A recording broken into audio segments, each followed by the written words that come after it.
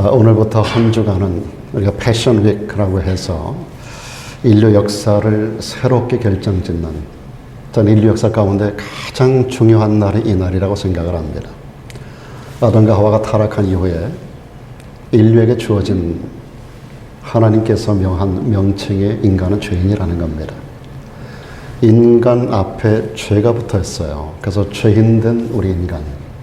그 죄자라고 하는 것이 한자로 보면 네 가지 아닐 빗자를 밑에 써놨는데 네 가지가 아닌 것을 죄라고 하는 말을 세상 사람들은 말합니다만은 어쨌든 여러분, 하나님께서 하지 말라고 하는, 하나님 앞에서 하나님을 거역하고 하나님을 떠나온 우리 인간을 성경은 죄인이라고 말하고 있고요.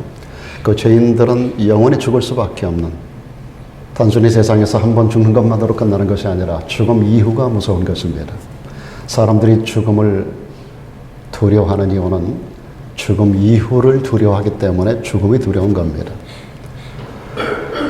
그런데 그러한 인류의 모든 두려움을 일거에 제거해 주신 날, 아니 제거해 주셨다라기보다도 제거될 수 있는 가능성을 완벽하게 허락하신 날, 그날을 포함한 이 한 주간, 이 한 주간은 격정의 한 주간, 그래서 패션이라는 말을 써서 패션 위크로 이 한 주간을 기리고 있고, 이 한 주간은 지나간 모든 인류 역사 가운데서 가장 중요한 한 주간의 시간들이었던 것을 우리가 기억해야 합니다.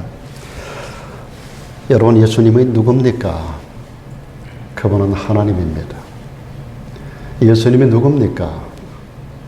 그분은 성부, 성자, 성령, 삼위 하나님 중에 제2위 되시는 하나님, 하나님의 아들이라는 명칭을 가지고 이 땅에 오신 예수 그리스도.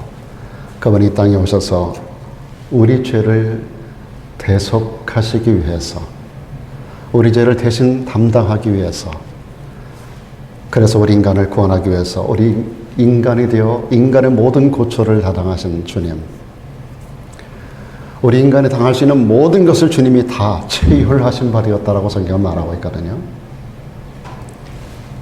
그리고 전국에 처참하게 십자가상에서 인간의 죄를 대신하여 피 뿌려 죽어주신 우리 주님, 이 고난의 한 주간, 우리는 이 한 주간을 보내면서 경건한 마음으로 한 주간을 묵상 가운데 보내야 할 줄로 믿습니다. 그리고 교회적으로는 온 교회가 오늘 아침부터 그렇게 하신 분들도 많이 있겠습니다만은 오전을 전 교인적으로 금식하고, 우리 교회 어린아이들까지, 우리 집에 있는 아이들까지 전부 금식을 시키겠습니다. 금식하고, 오전 금식하고, 그리고 이 아이들에게 분명히 가르쳐 주셔야 돼요. 근데 이것을 의미를 알지 못하고 하는 금식은 그냥 굶는 거지 금식이 아닙니다. 그러니까 의미가 깨달아지지 않는 아이들은, 어린아이들 같은 경우 정말 그 의미가 잘 몰라지는 아이들은 먹이세요. 그러나 의미를 알고 있다면 고난에 함께 동참시키는 것이 좋고, 그뿐만이 아닙니다. 여러분들이 한 주간을, 새벽 시간을 하나님 앞에 보낼 수 있길 바랍니다. 그래서 미리 광고 쪽으로 말씀드립니다만은 많은 분들이 참석하기 위해서 7시로 시간을 조정하겠습니다.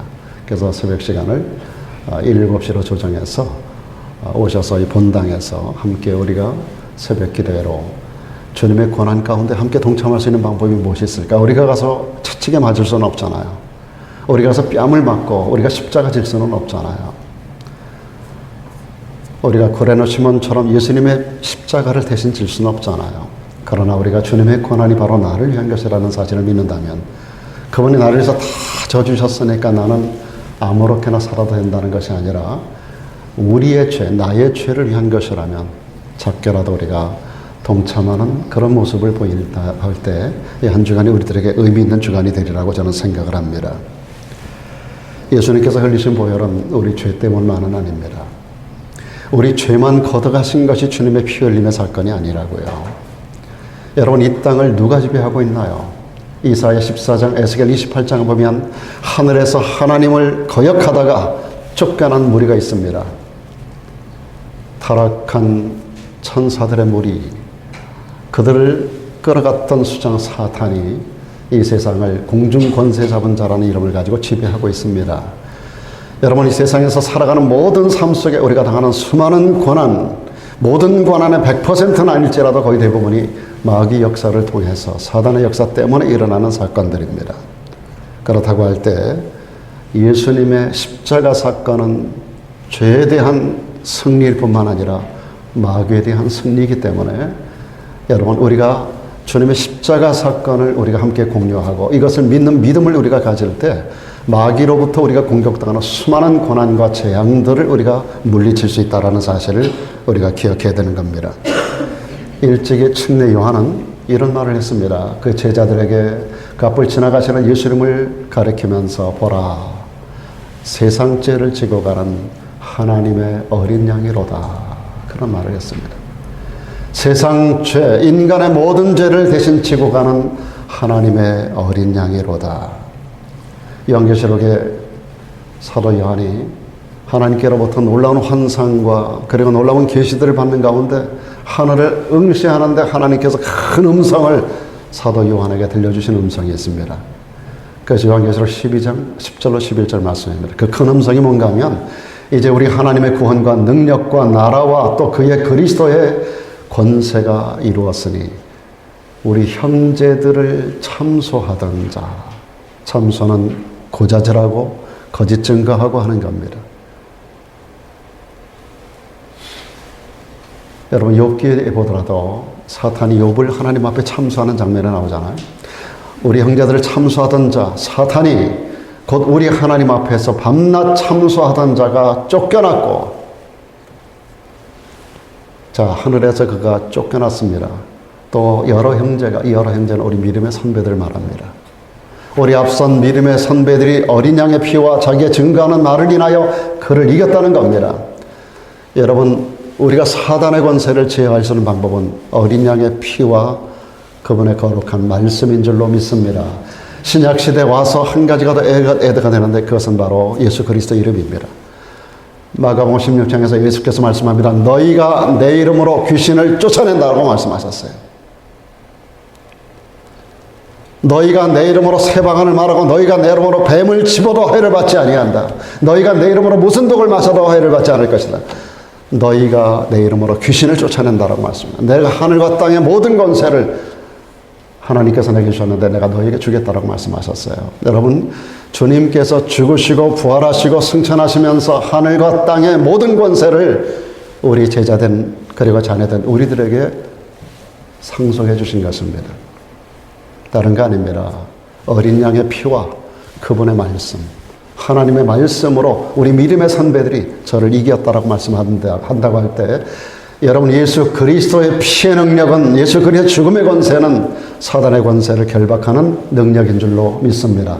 거기에 예수 그리스도의 이름, 너희가 내 이름으로, 하나님의 말씀, 예수의 보혈, 그리고 예수 그리스도 이름으로 말미암아 나사렛 예수 이름으로 우리는 귀신의 권세, 사단의 권세를 이길 수 있는 줄로 믿습니다. 예수 이름, 예수의 피, 그리고 하나님의 말씀에 이런 권세가 있는 것입니다.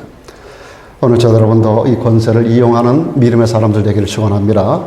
그럴 때 성경이 말하는 영혼이 잘 되고 범사가 잘 되고 강건하며 하나님의 생명을 얻는 그런 축복을 우리가 누리게 되는 것입니다. 주님은 우리에게 말씀합니다.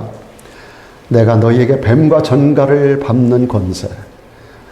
뱀과 전갈은 사단의 권세를 말하는 겁니다. 원수의 모든 능력, 그의 모든 능력을 제어할 권세를 주셨다라고 말씀하셨어요. 그러므로 너희를 해할 자가 결단코 없으리라. 여러분, 이 세 가지를 활용하기를 축원합니다. 다 같이 예수의 피, 예수의 이름, 하나님의 말씀. 여러분, 이 세 가지로 여러분의 권세 있는 자로 살아갈 수 있기를 주 여러분으로 축복합니다. 여러분, 세상의 모든 권세자가 예수 이름 앞에 무력화되고 예수의 피의 권능 앞에 무력화되고 하나님의 말씀 앞에 무력화되는 줄로 믿습니다. 하나님께서 우리들에게 이런 권능을 허락해 주셨어요. 출애굽기 12장에 보면 출애굽 직전에 소위 전야의 고요한 상황 가운데 이루어졌던 피비린내라는 역사가 기록되고 있습니다. 출애굽기 12장과 13장으로 연결해서 그날 밤에 어떤 사건이 일어납니까? 그동안에 흑암의 재앙까지 이루어 9가지 재앙 가운데서도 무릎 꿇지 않고 복종하지 아니하는 그러한 애굽의 바로와 그 모든 신하들과 모든 백성들을 처절하게 하나님께서 굴복시키는 그런 현장 가운데 하나님께서 장자의 죽음을 애굽 온 땅에 허락하셨습니다. 멸하는 천사를 애굽 온 땅 가운데 파송합니다. 장자 바로의 아들로부터 모든 밑에 신하들, 그리고 모든 비루하게 살아가는 모든 세상 모든 사람들, 그리고 모든 짐승들의 첫 새끼까지 하나님께서 그들의 생명을 다치는 겁니다.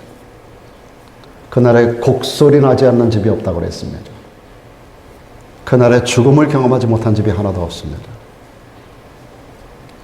장자가 죽고 나면 어떤 신학자는 말합니다. 그래도 바로가 굴복하지 않으면 장자 죽음 다음에 둘째가 장자의 자리를 차기 때문에 둘째를 치는 겁니다. 그래도 바로가 굴복하지 않으면 셋째를 치는 거예요. 씨를 말려버리는 그런 재앙 앞에 누가 바로 설 수 있겠습니까? 무서운 재앙이 많은데 그런 가운데서도 죽음이 넘어간 집이 있습니다. 패스오버하는, 소위 말하는 출애굽 때 6월절 어린 양을 잡아서 그 피를 받아가지고 문설주와 문인방에다가 집 문설주 문인방에다가 그 피를 바른 집은 죽음의 사자가 지나가다가 그 피를 보고 죽음을 넘긴다는 겁니다. 죽음이 패스오버 하는 거예요. 내가 피를 볼 때 넘어가리라고 하나님께서 말씀하셨어요. 이 사건을 이렇게 기록합니다. 내가 애굽 땅을 칠 때 그 피가 너희의 거하는 집에 있어서 너희를 위하여 표적이 될지라. 내가 피를 볼 때 너희를 넘어가리라. 재앙이 너희에게 내려 멸하지 아니하리라. 출애굽 때 사용된 어린 양의 피, 이것이 바로 오늘 이 시대에 복된 소망으로 던져진 메시지입니다. 그것이 바로 예수 그리스도의 피인 줄로 믿습니다. 예수를 그래서 우리는 어린 양이라고 말하는 거. 어린 양 예수, 그분의 피가 우리의 심령에 묻어 있는 사람들, 그 피를 믿는 사람들, 애굽의 이 재앙 가운데서 피를 볼 때 내가 재앙을 넘기겠다고 말씀하신 하나님께서 그 피가 우리 심령에 묻어있는 사람들, 그 피를 믿는 사람들, 그 피의 권세와 능력을 믿는 사람들, 그것이 표적이 되어서 하나님의 죽음의 재앙이 우리를 넘어가게 되는 줄로 믿습니다. 이건 죽음의 재앙은 지옥의 권세입니다. 지옥의 권세를 우리가 피할 수 있는 축복을 주께서 허락해 주셨습니다. 여기 표적이 된다라고 하는 것은 바로 증거가 된다는 겁니다. 그것을 증거로 삼는 거예요. 하나님이 우리를 구원하는 증거, 하나님이 우리를 지옥에 보내지 않는 증거, 우리를 천국에 보낸다라고 하는 하나님의 약속, 이 증거가 예수의 피라고 하는 것인 줄로 믿습니다. 그래서 찬송가 202장에 보니까 그런 찬송이 있어요. 주의 보혈 능력이 있도다. 주의 보혈 능력이 있도다. 주의 피 믿으오. 주의 보혈 그 어린 양의, 그 다음 뭐예요? 매우 귀중한 피로다. 주의 보혈 능력 있는 줄로 믿습니다. 이 피를 믿는 자는 2000년 전이나 지금이나 단번에 주신 하나님의 약속의 약속의 말씀입니다. 변치 않습니다. 수많은 이단자들이 지나간 2000년 역사를 통하여 이 내용을, 이 진리를 바꿔보려고 소시 노력합니다. 그러나 단번에 주신 하나님의 약속, 단번에 주신 하나님의 언약, 예수의 피의 능력이 2000년을 관통하고 동일하게 오늘까지도 구원하는 능력으로 역사하는 것을 믿으시길 바랍니다. 무엇보다 예수의 보혈은 우리를 모든 죄에서부터 해방시켜주는 그런 능력을 가지고 있습니다. 인간의 모든 불행의 원인이 뭡니까? 인간의 모든 죽음의 원인이 뭡니까? 인간이 죽게 된 것 다른 거예요. 여러분, 아담과 하와가 에덴 동산에 처음 만들어졌을 때 죽는 존재로 만들어진 게 아니에요. 1000년을 살고 2000년을 살고 죽도록 하나님이 디자인하지 않았어요. 에덴 동산에 만들어진 아담과 하와는 처음부터 죽지 않는 존재로 만들어졌다고요. 그런데 그들이 하나님 앞에 불순종함으로 죽는 존재가 되고 말았어요. 하나님께서 아담에게 말씀합니다. 너는 흙이니 흙으로 돌아갈지어다. 그게 죽음입니다. 그 속에 영혼이 있는데 영혼은 하나님께로부터 왔기 때문에 영혼과 육체가 분리되는 것이 죽음입니다. 사람이 죽으면 육신은 그대로 있지만 그 몸에서 영혼이 빠져나가는 거예요. 육체는 흙으로 돌아가는 겁니다. 불을 태우든지 땅속에 묻든지 전부 다 썩어서 흙으로 돌아가는 겁니다. 우리 인체를 완전히 분해해가지고 인체를 화학적 성분을 도출해내면 흙과 성분이 똑같다는 거 아닙니까? 여러분, 인간의 이런 불행과 죽음이 무엇 때문입니까? 죄 때문입니다. 죄는 싹이 따른다고 성경은 말합니다. 죄 싹은 사망이요. 그 싹은 우리들에게 하나님께서 우리를 지옥에 보낼 수밖에 없는 결과로 우리를 불과 유황으로 타는 못에 지원한 자는 영원한 사망이 될 수밖에 없는 존재가 우리 인간의 존재예요. 이 모든 원인이 인간이 하나님 앞에 불순종한 죄 때문입니다. 생명의 주인 되신 하나님을 떠난 죄. 그래서 인생의 주인이 나인 줄 알고 내 마음대로 자행자재하고 살아가는 죄. 그리고 하나님을 떠난 우리를 찾아오셔서 구원하겠다라고 친히 십자가에 못 박여 죽으신 그 예수님을 끝까지 믿지 않고 거부한 죄. 더 이상 하나님께서 용납할 수 없는 죄들입니다. 여러분, 오늘날 이 시대 모든 죄인들이 지옥에 가는 것은 자기 죄 때문에 가는 게 아닙니다. 예수님 오신 이후에 세상 사람들이 지옥에 가는 것은 자기 죄로 인하여 가는 게 아니에요. 그를 구원하겠다고 오신 예수를 거부한 죄 때문에 지옥 가는 거예요. 오늘 우리가 지옥 가는 것은, 불신자들이 지옥 가는 것은 그 죄 때문에 가는 게 아니라는 거 여러분 아셔야 돼요. 예수님 오신 이후에는 그 죄를 대신 담당하시고 천국 보내주겠다라고 이 땅에 오셔서 대신 죽어주신 그분을 거부한 죄, 그것 때문에 그들이 지옥에 가는 겁니다. 주님 분명히 요한복음 16장에서 세 가지를 말씀하셨어요. 그 중에 한 가지가 죄에 대하여 뭐가 죄인가? 너희가 나를 믿지 않는 게 죄라고 말씀하십니다. 이것이 지옥 가는 죄인 겁니다. 예수님 오신 이후부터는 다른 거 없습니다. 여러분, 예수 안 믿는 게 죄예요. 그거 이상의 죄가 없습니다. 인간의 지옥 가는 것은 죄를 지기 때문에 가는 게 아니라 예수를 믿지 않기 때문에 가는 겁니다. 예수님은 십자가 못 박히시기 전날 밤에 최후의 만찬 자리에서 떡과 잔을 떼고 나누셨습니다. 떡을 떼며 말씀하십니다. 이것이 너희를 위하는 내 몸이다. 받아 먹어라. 그리고 잔을 축사하시고 제자들에게 나눠주시면서 말씀합니다. 이것은 죄사함을 얻게 하려고 많은 사람을 위하여 흘리는 바 나의 피, 곧 언약의 피라고 말씀하셨어요. 왜 여기서 언약이라고 말씀하십니까? 그 피공로에 담겨있는 의미가 하나님의 약속이라는 겁니다. 그 피가 우리를 구원하는 능력이라고 하는 것을 약속하는 거예요. 이게 하나님께서 우리와 맺으신 약속입니다. 이게 하나님께서 우리에게 약속하신 언약입니다. 우리가 약속을 믿으면 죄사함 받습니다. 아멘. 죄사함의 결과는 구원입니다. 아멘. 구원의 결과는 천국을 유업으로 상속받게 되는 줄로 믿습니다. 천국에 우리 하나님 아버지 예수 그리스도와 더불어 영원히 살 수 있는 권세가 우리들에게 주어지게 되는 겁니다. 히브리서 9장은 피에 대해서 많이 강조합니다. 히브리서 9장은 피의 흔적인 낭자한 책이에요. 거기서 피 흘림이 없으면 죄사함이 없다는 말씀을 분명히 말씀하셨어요. 여러분, 구약시대도 인간이 죄사하는 것은 다른 거 아닙니다. 피 흘림 까닭에 구원되는 거예요. 가인과 아벨이 하나님 앞에 제사하는데 가인이 하나님 앞에 제사를 드린 것은 하나님께서 물리치신 이유가 피가 없기 때문에 여러분. 인간은 범죄한 이후에 피 흘림이 없으면 죄사함이 없고요.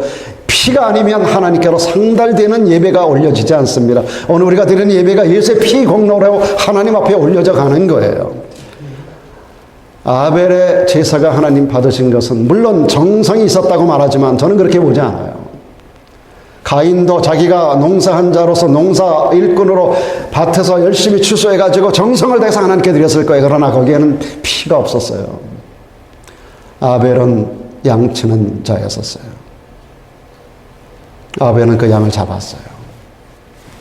피 흘리는 것으로 하나님 앞에 제사합니다. 아벨의 제사를 하나님이 허명하셨어요. 오늘 우리의 예배가 예수의 피공로로 하나님께 상달되고 우리 신앙생활이 효과가 있는 것은 예수의 피가 달린 것을 믿으시기를 바랍니다.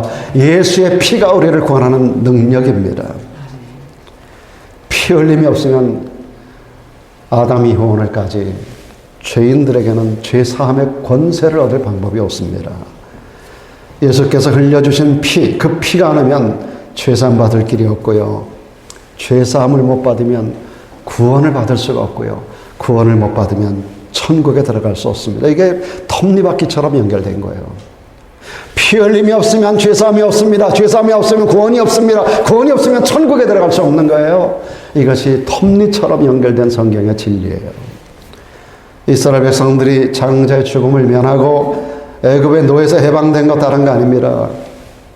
그들이 애굽 사람들보다 더 정직하게 살았기 때문이 아니에요. 똑같은 애굽 땅 안에서 이스라엘 백성들이 구원받은 것은 다른 거 아니라고요. 그들이 애굽 사람들보다 더 나았던 그런 인격을 가지고 더 정직한 삶을 살았기 때문이 아닙니다. 오늘 우리가 세상을 살아가며 믿지 않는 자, 우리와 세상 사람과 똑같이 세상적인 관점으로 바라볼 때 나은 게 별로 없다고요. 오히려 믿지 않는 사람들이 도덕적으로 나은 사람이 있어요. 그래서 많은 사람들이 말합니다. 저 사람 예수 안 믿어도 천국 갈 거야. 그렇게 말하는 사람들이 많아요, 세상에. 그런 인격자들이 많다고요.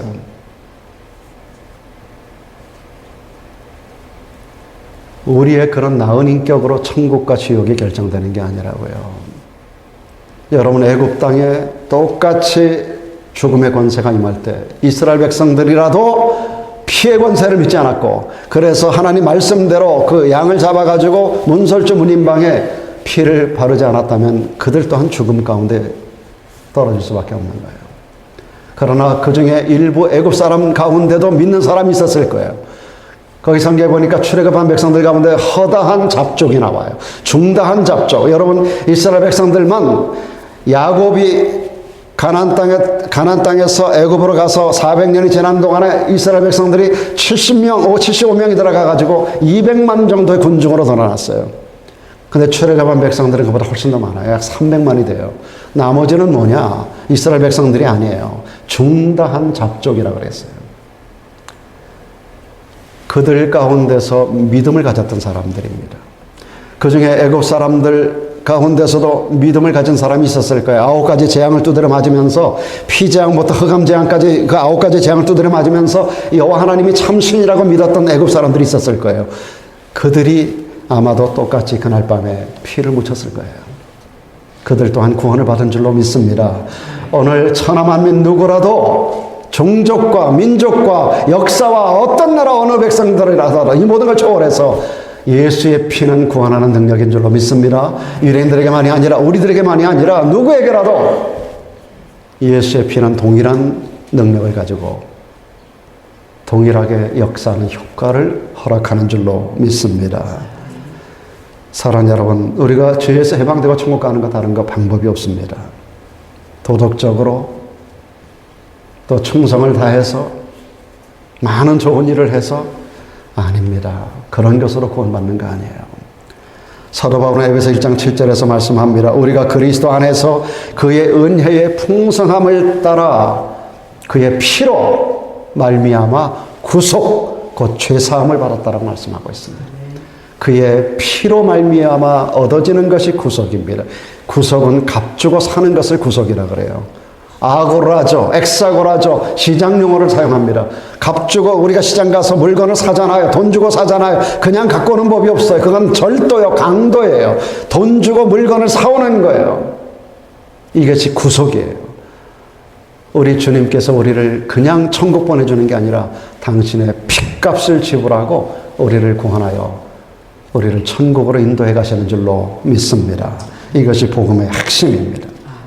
그래서 우리는 그분이 사셨으니까 내 인생의 주인은 내가 아니에요. 이 땅을 살아가는 라이프 스타일이 그분 중심으로 움직여야 돼요. 그분 말씀 아래서 순종하는 자가 돼야 돼요.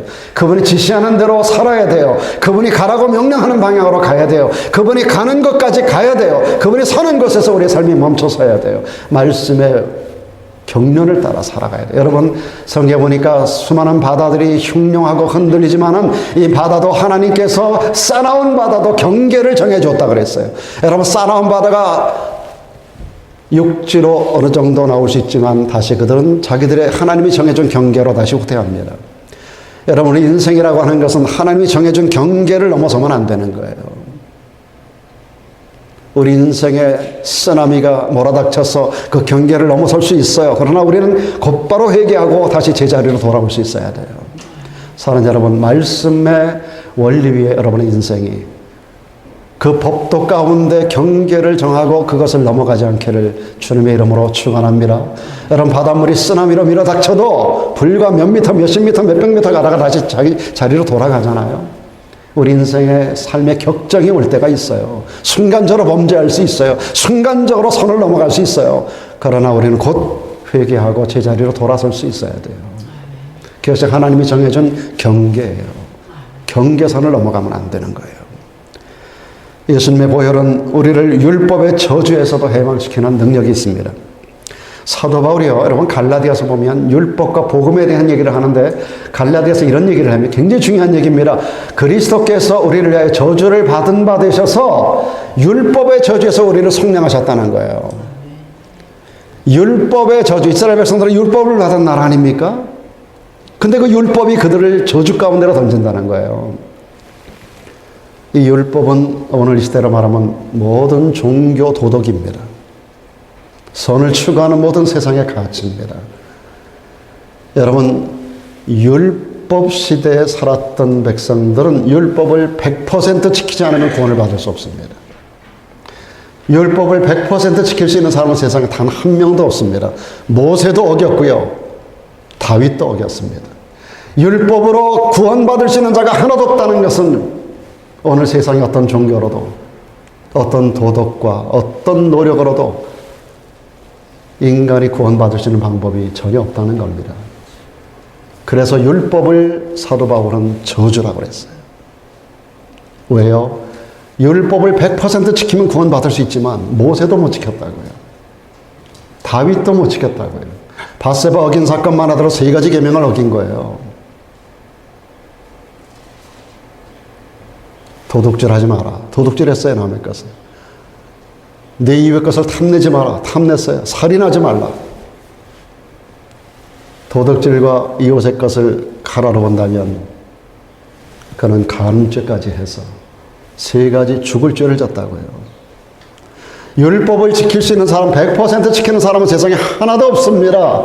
김 목사도 때로 타락하고 넘어지고 쓰러질 수 있어요. 그러나 곧바로 돌이킵니다, 저는. 그래서 성경은 이렇게 말씀하잖아요. 죄를 지어도 분을 내어도 하루 밤을, 하루 해를 넘기지 말라는 거예요. 여러분, 부부가 싸울 수 있어요. 그러나 싸운 그 감정 갖고 잠자리에 들지 말라는 거예요. 화해하고 잠자리에 들라는 거예요. 우리가 죄를 질 수 있어요. 그러나 그날 해 지기 전에 회개하고 정직한 자세로 다시 말씀드린 대로 그 경계선 안으로 돌아오라는 거예요. 우리가 살다 보면 범죄할 수 있어요. 타락할 수 있어요. 유혹받을 수 있어요. 넘어질 수 있어요. 그러나 속히 회개하고 그날 넘기지 말고 회개하고 경계선 안으로 다시 돌아와라. 하나님께서 경계를 다 정해주셨어요. 율법은 저주인 것입니다. 율법 아래서는 구원받을 자가 없습니다. 그래서 성경은 율법 아래 있는 자를 저주 아래 있는 자로 말씀하고, 그래서 이스라엘 백성들이 구약시대 예수님 오시기 전까지 그들은 매일같이 제사를 지냈던 거예요. 그래서 염소와 송아지의 피로 될 수 없다라고 하나님께서 단정적으로 말씀합니다.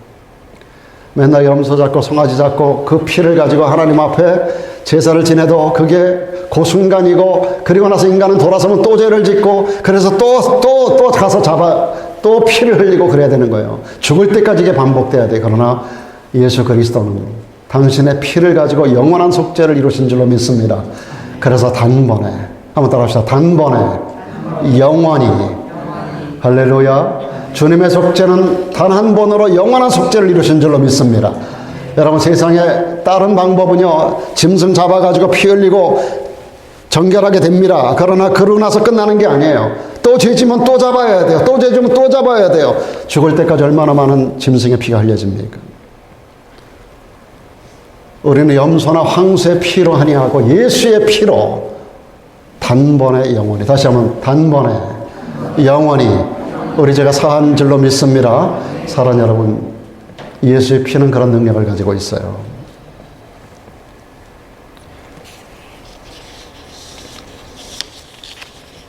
그래서 여러분, 십자가상에서 흘리신 예수의 피의 능력이 얼마나 놀라운 능력인가를 우리가 꼭 기억해야 됩니다. 여러분, 사도 바울이 아까도 말씀드린 말씀입니다. 그러므로 이제 그리스도 예수 안에 있는 자에게는 뭐예요? 결코 정죄함이 없다는 거예요.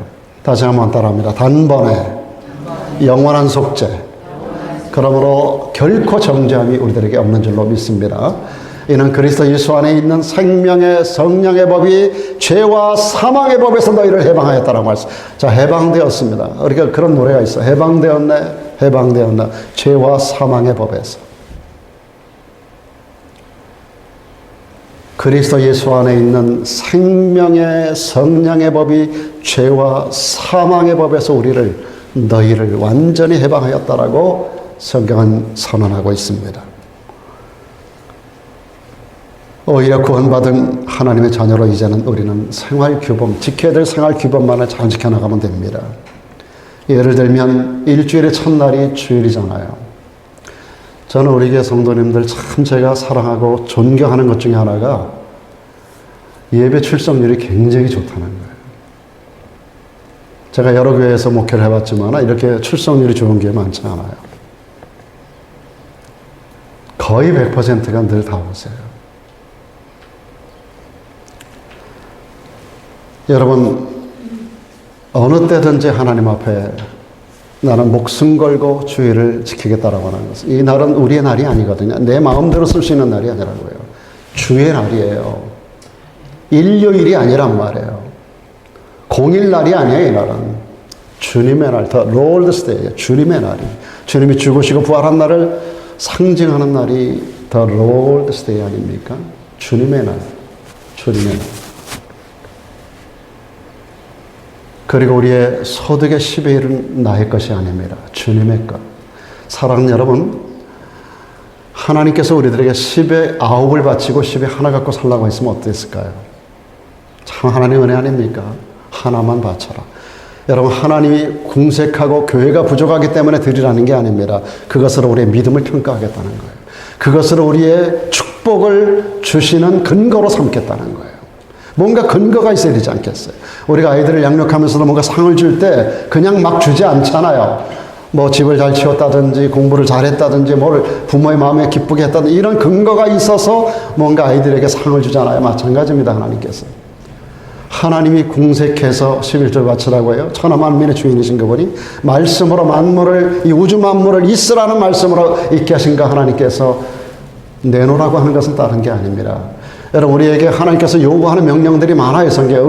우리 입장에서 보면 의무사항인데, 이 의무사항이 많은데, 이 모든 것이 우리의 축복을 위하여 주시는 것들이지, 하나님 당신을 위한 게 아닙니다. 우리가 주를 위해서 봉사한다고요? 우리가 주를 위해서 산다고요? 우리가 어떻게 하면 주를 위해서 봉사합니까? 우리가 주를 위해서 바친다고요? 아닙니다, 여러분. 다 나를 위한 거예요. 그게 다 돌아서 나에게 축복의 씨앗이 되고 근거가 되는 거예요.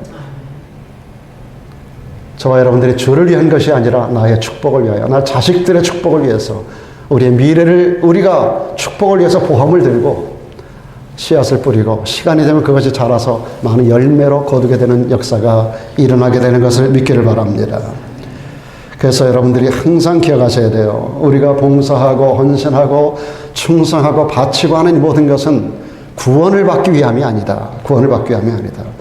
구원받은 자로서 하나님의 말씀대로 사는 것이며 하나님은 그것을 근거로 우리를 축복할 수 있는 근거가 되는 것이다 라고 하는 것을 꼭 기억할 수 있기를 바랍니다. 주님의 보혈은 한 걸음 더 나가서 우리를 사망에서도 해방하는 능력을 가지고 있습니다. 인간의 가장 큰 원수는 죽음이라는 겁니다.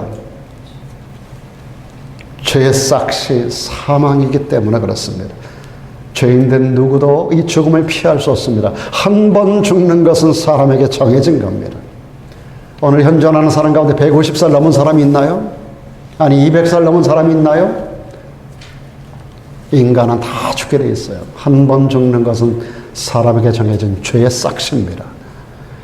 그러나 우리 죄값을 대신한 그리스도의 보배로운 피가 우리를 죄와 사망에서 뭐하였다? 해방하였다. 한 번 더 보겠습니다. 그러므로 이제 그리스도 예수 안에 있는 자에게는 결코 정죄함이 없나니 이는 그리스도 예수 안에 있는 생명의 성령의 법. 어디 안에 있는 거예요? 그리스도 예수 안에 생명의 성령의 법이 들어있어요. 그것이 우리의 죄와 사망에서 우리를 해방하는 것입니다. 예수님은 말씀합니다. 내가 진실로 진실로 너희에게 이르노니 인자의 살을 먹지 아니하고 인자의 피를 마시지 아니하면 너희 속에 생명이 없느니라. 내 살을 먹고 내 피를 마시는 자는 영생을 가졌고 마지막 날에 내가 그를 다시 살리리니 내 삶은 참된 양식, 내 살은 참된 양식이요 내 피는 참된 음료로다라고 말씀하셨습니다. 여기 예수님의 살을 먹고 피를 마신다는 게 뭘까요? 초대교회 당시에는 이 말씀을 세상 사람들이 잘못 들어가지고 예수 믿는 예수쟁이들은 사람들의 살을 먹고 피를 마신다더라. 그래가지고 박해의 대상이 된 적이 있었어요. 그래서 기독교 변증론이 그때 나온 거예요. 변증하기 그때부터 시작이 된 거예요. 기독교를 변증하는 거예요. 그게 아니다. 이 의미는 그게 아니다. 예수의 피를 먹는다는 그게 아니다. 예수의 살을 먹는다는 게 그게 아니다. 라고 하는 것을 변증하는 변증론이 그때부터 시작이 됐다고요. 예수께서 내 죄를 위하여 그 몸을 찢기시고 피를 흘려주신 사건을 믿음으로 받아들이는 것, 그것이 바로 예수의 살을 먹는 것이고 예수님의 피를 마시는 것인 줄로 믿습니다. 마지막으로 예수님의 보혈은 율법의 저주만이 아닙니다. 모든 인간에게 주어지는 모든 저주로부터 해방하는 능력이 있습니다. 인간은 끊임없이 죄를 지으면서 그 죄의 열매를 따먹고 있습니다. 여러분, 우리가 죄를 지으면 그거로 끝나는 게 아닙니다. 죄의 열매가 반드시 우리들에게 따라와요. 우리가 믿음의 공로가 있으면 그거에 따른 공로를 하나님께서 상급으로 주는 것처럼 죄를 지으면 죄에 대한 공로가 반드시 우리들에게 징벌로 따라오는 것들이 있단 말이에요. 그런데 여러분, 내 죄의 문제만이 아닙니다. 내 죄 때문에만 내가 징벌을 당하는 게 아니에요. 성경은 이렇게 말씀합니다. 너희가 알거니와 너희 조상의 유전한 망령된 행실에서 구속된 것은 은이나 금같이 없어질 것으로 한 게 아니고 오직 흠없고 점없는 어린 양 같은 그리스도의 보배로운 피로 한 것이라고 말씀합니다. 여기 우리 조상의 유전한 망령된 행실이 뭡니까? 여러분, 우리 조상들이 우리들에게 유전시켜준 망령된 행실이 있다고요. 우상숭배로부터, 하나님을 거역하는 죄로부터, 도둑질하고 술 마시고 더럽고 추악한 수많은 우리 더러운 그런 행적들이 수없이 많이 있단 말이에요. 이런 망령된 행실이 우리 조상들에게 있었단 말이죠. 그 값을 우리 후손들이 받게 된다는 거예요, 여러분. 그러니까 우리가 내가 짓는 죄만이 아니라 우리 조상들이 지은 죄 때문에도 나에게 그 재앙이 임하게 된다는 겁니다. 그러나 보배로운 예수의 피는 조상의 망령된 유전하는 죄까지도 끊어내는 능력이 있는 줄로 믿습니다. 여러분, 우리 조상으로부터 내려오는 우상숭배죄, 더럽고 추악한 모든 죄악들이 내가 예수 안에 들어가게 되면 그 모든 죄가 끊어지는 역사들이 일어납니다. 나의 죄만이 용서받는 게 아니라 조상들의 망령된 죄가, 그 행실이 유전되어서 나에게 오는 그 재앙들, 이 재앙까지 끊어내는 역사가 일어나는 거예요. 놀라운 은혜 아닙니까? 예수의 피가 이런 능력이 있습니다. 점없고 흠없는 예수 그리스도 어린 양 같은 예수 그리스도의 보배로운 피로 조상들의 유전되어지는 망령된 행실까지도 전부 다 차단이 돼요. 내 죄만이 아닙니다. 그래서 성경은 말씀합니다. 주 예수를 믿으라. 그리하면 너와 내 집이 구원을 얻으리라고 말씀합니다. 여러분 예수 믿음으로 여러분의 온 문중에 구원의 역사가 강수같이 물이 바다 덮은 자치 여러분의 가정과 문중을 덮는 역사가 일어나기를 주 이름으로 축원합니다. 한 가지 예화 말씀드리고 마칠게요. 한 번은 종교개혁을 단행했던 우리 신앙의 선각자가 있죠. 마르틴 루터. 루터가 어느 날 잠자리에 들었는데 갑자기 깜짝 놀라 깰 일이 있었어요. 그래가지고 딱 보는데 앞에 환상이 확 열리는 거예요. 환상이 열리는데 마귀가 찾아와가지고 두루마리를 가지고 왔는데 두루마기를 앞에다 두루마리를 확 펼쳐놓는 거예요. 거기 보니까 루터가 태어나면서 오늘까지 지은 죄가 아주 깨알같이 다 낱낱이 적혀있는 거예요. 몇 년, 몇 월, 몇 시에 누구를 만나서 무슨 죄를 짓고 더럽고 처한 죄를 다 적어놓은 거예요, 마귀가. 그러면서 마귀가 앞에서 확 해가지고 팔짱 끼고 이러더라는 거예요. 너는 구원 못 받아. 너는 천국 못 가. 봐, 이 많은 죄.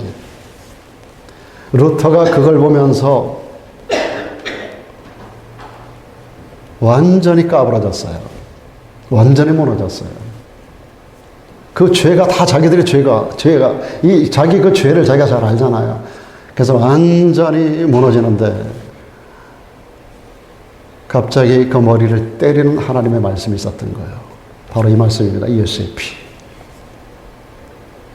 예수의 피. 주님께서 나를 위해서 죽어주셨잖아. 그 피가 구원하는 능력이잖아. 그 피가 나의 모든 죄를, 진홍같이 붉은 죄를, 먹같이 검은 죄를 흰눈처럼 양털처럼 다 씻어주셨잖아. 하나님께서 그 피로 말미암아 모든 죄의 모든 이 두루마리를 다 도말시켜 주셨잖아. 이 말씀이 생각이 나는 거예요. 가지고 일어나가지고 사단에게 소리를 냅다 질렀다는 거예요. 내가 그 모든 죄진과 다 인정해. 이 모든 것은 다 내가 지옥 갈 수밖에 없는 죄들이야. 그런데 예수가 나를 위하여 피 흘려주심으로 이 모든 죄는 사해졌어. 너 그거 알아? 하는 순간에 마귀가 그 환상 가운데 보이던 마귀가 두루마리를 접어가지고 휙 도망가 버리고 말더라는 거예요. 여러분, 우리의 구원을 위해서 이 땅에 오신 예수 그리스도, 그분의 피가 우리를 모든 죄에서 해방하는 줄로 믿습니다. 율법의 저주에서도 해방하고 사망으로부터 해방하고, 그리고 내가 짓지 않은 조상의 유전된 망령된 행실 가운데서도 이 모든 죄악의 역사를 차단하는 능력이 있는 줄로 믿습니다. 예수의 피에 능력이 있습니다.